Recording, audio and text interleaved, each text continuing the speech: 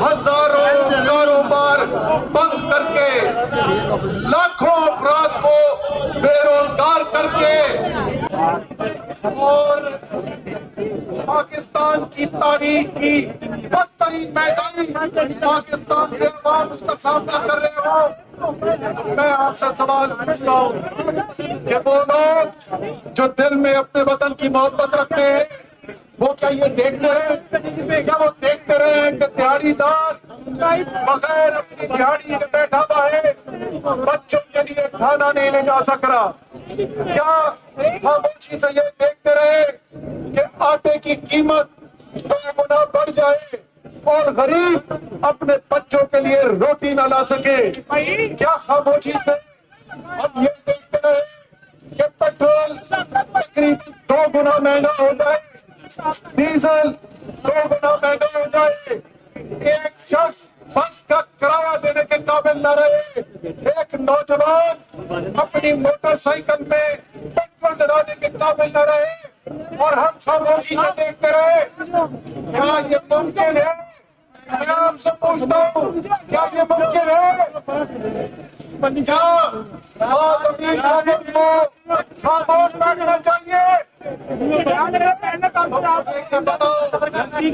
کچھ بغیرت لوگوں کے لیے ہوتا اور پیسہ بڑی چیز ہوتی، لیکن بعض امیر لوگوں کے لیے، غیرت مند لوگوں کے لیے اپنے آزادی سے بڑی اور کوئی چیز نہیں ہوتی۔ اس لیے یہ فیصلہ کیا گیا کہ ہم یہ 22 کروڑ کی قوم کی آزادی کے لیے، ان کی بھوک مٹانے کے لیے، ان کی افسوس روکنے کے لیے، ہم اپنی آزادی کی قربانی دینے کو تیار ہیں۔ آپ بھی تیار ہیں؟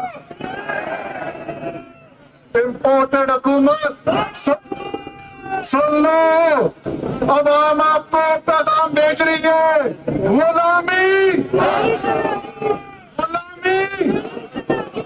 انشاءاللہ تعالی پاکستان حقیقی طور پر آزاد ہونے جا رہا ہے۔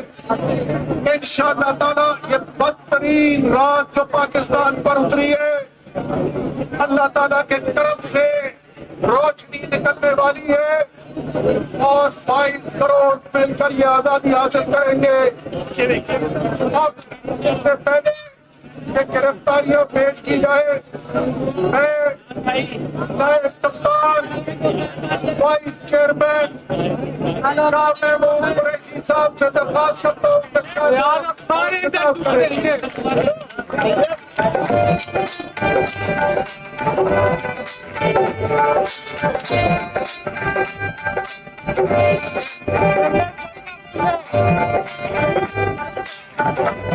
آپ کے سامنے